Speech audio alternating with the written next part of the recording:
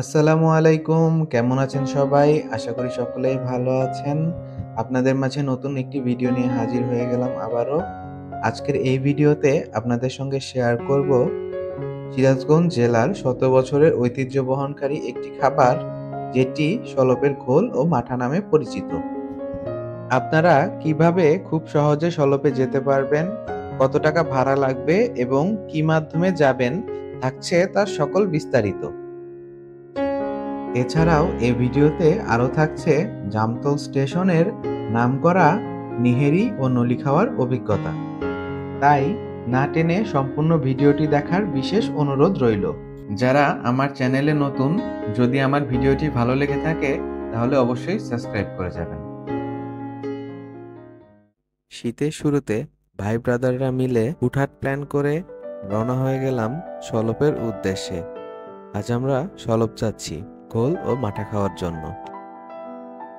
যেতে যেতে আপনাদের দেখাবো আপনারা কোথা থেকে কিভাবে খুব সহজে শলপ গিয়ে পৌঁছাতে পারবেন। এটি হলো শতানন্দপুর স্টেশন। যারা ঢাকা, টাঙ্গাইল বা এই দিক থেকে আসবেন, তার ট্রেনে আসলে এই স্টেশনে নেমে একটু সামনে এগোলেই দেখতে পারবেন কড্ডার মোড় নামের এই জায়গাটি। আর যারা বাসে আসবেন তারা এখানে এসেই বাস থেকে নামতে পারবেন। ঢাকা থেকে ছেড়ে আসা উত্তরবঙ্গগামী যে কোনো বাসে আসলেই আপনারা এই জায়গাতে নামতে পারবেন। এখানে নেমে হাতের বাঁ দিকেই দেখতে পারবেন বেশ কিছু সিএনজি দাঁড়িয়ে আছে। এখান থেকেই সিএনজি নিয়ে আপনারা শলপে যেতে পারেন। শলপ যেতে আনুমানিক সময় লাগবে 1 ঘন্টার মতো এবং সিএনজি ভাড়া নিতে পারে 150 টাকা থেকে 200 টাকার মতো। সিএনজি চালক হয়তো আপনার থেকে ভাড়া একটু বেশি চাইতে পারে। আপনি ওনার সাথে দরদাম করে ভাড়াটা ঠিক করে নেবেন। যদি মানুষ কম হয়ে থাকে তাহলে আপনারা চাইলে সিএনজি শেয়ারেও নিতে পারেন। চলুন যেতে যেতে আপনাদের শলপের ঘোল ও মাঠা সম্পর্কে কিছু তথ্য দেই। দুধ দিয়ে তৈরি তরল পানীয় ঘোল ও মাঠা, যেটি শলপের ঘোল ও মাঠা নামে পরিচিত। আজ এই শলপের ঘোল ও মাঠার পরিচিতি ছড়িয়ে পড়েছে দেশের বিভিন্ন স্থানে। শলপের এই ঘোল তৈরির যাত্রা শুরু হয়েছিল মোহাম্মদ সাদেক আলী নামের এক ব্যক্তির হাত ধরে, যিনি 1922 সালে রাজশাহী থেকে এই ঘোল তৈরির কৌশল শিখে আসেন। তিনি বাসায় ঘোল তৈরি করে শলপ স্টেশনের পাশে এসে বসে বিক্রি করত। আজ বংশ পরম্পরায় তার ছেলে এবং নাতিরা মিলে এই ব্যবসাটিকে ধরে রেখেছে। সকালবেলা স্থানীয় খামারিদের থেকে সংগ্রহ করা দুধ 4 থেকে 5 ঘন্টা জাল দিয়ে আবার সেই দুধ ঠান্ডা করে বিশেষ প্রক্রিয়ায় তৈরি করা হয় এই ঘোল ও মাঠা। শলপে তৈরিকৃত ঘোল ও মাঠার গুণগত মান বেশ ভালো হওয়ায় এবং স্বাদে অতুলনীয় হওয়ায় এর চাহিদা দিন দিন বেড়েই চলেছে।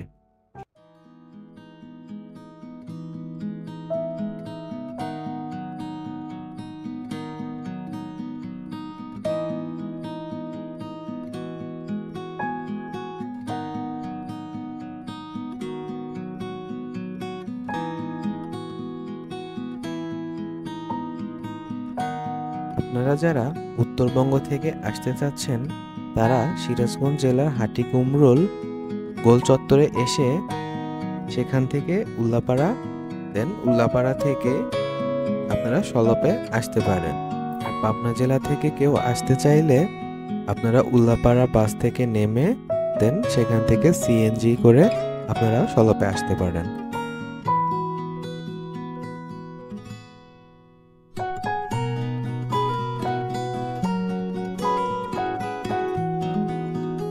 বিকেলে প্রকৃতির এই অপরূপ সৌন্দর্য দেখতে দেখতে আমরা চলে এসেছি শলপ স্টেশনে।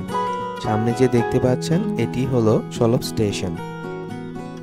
শলপ এসে পৌঁছাতে পৌঁছাতে আমাদের প্রায় সন্ধ্যা হয়ে যায়। এটি হলো সেই শলপ স্টেশন, যেটি আজ এখানকার ঘোল ও মাঠার জন্য দেশব্যাপী পরিচিত। শলপের ঘোল বিখ্যাত হওয়ার কারণে এখন এখানে অনেক ঘোলের দোকান হয়েছে, কিন্তু এখানে কিন্তু সবাই অরিজিনাল টেস্ট দিতে পারে না।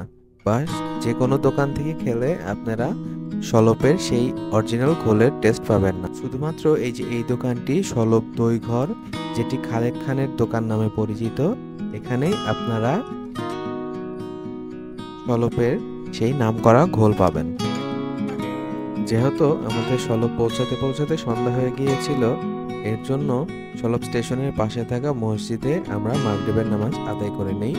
দেন আমরা ঘোল খাওয়ার জন্য দোকানের দিকে রওনা হই।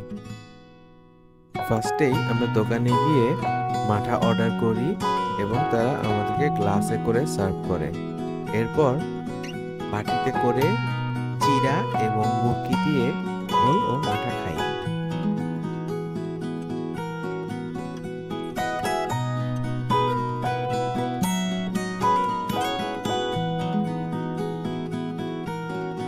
আমাদের এক বড় ভাই, তিনি খুব তৃপ্তি সহকারে মাঠা দিয়ে মুড়ি খাচ্ছিলেন।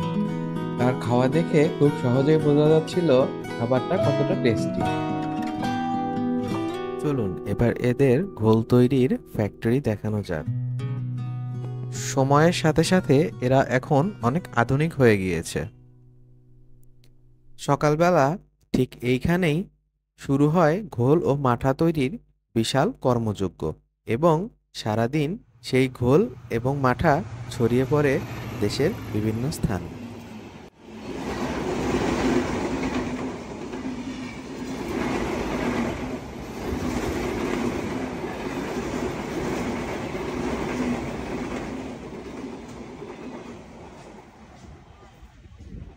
আমরা ঘোল খাওয়া শেষ করে বেশ কিছু পার্সেল নিয়ে আমরা এখান থেকে বেরিয়ে পড়ি কামারখন্দ উপজেলার জামতল স্টেশনের দিকে। ওইখানে গিয়ে আমরা বিখ্যাত নলি নিহারি খাবো।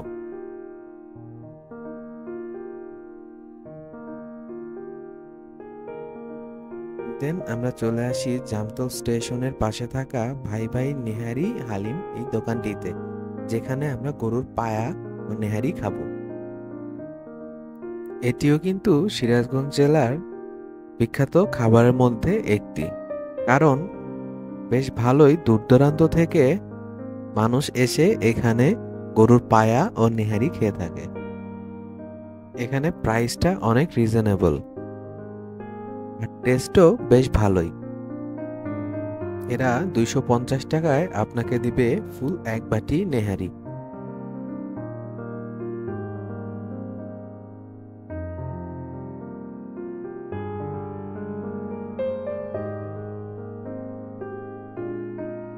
দেন খাওয়া দাওয়া শেষ করে আমরা আবার রওনা দিয়ে দেই সিরাজগঞ্জ শহরে আসার উদ্দেশ্যে।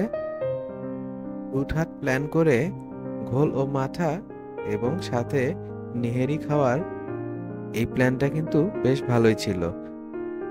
আপনাদের কাছে কেমন লেগেছে সেটি কিন্তু কমেন্টসে অবশ্যই জানাবেন, কেননা আপনাদের কমেন্টসের মাধ্যমেই আমি বুঝতে পারি আমার ভিডিওতে কোথায় কমতি রয়েছে। এছাড়াও যদি কোনো ইনফরমেশন জানার থাকে তাহলে অবশ্যই কমেন্টস করবেন।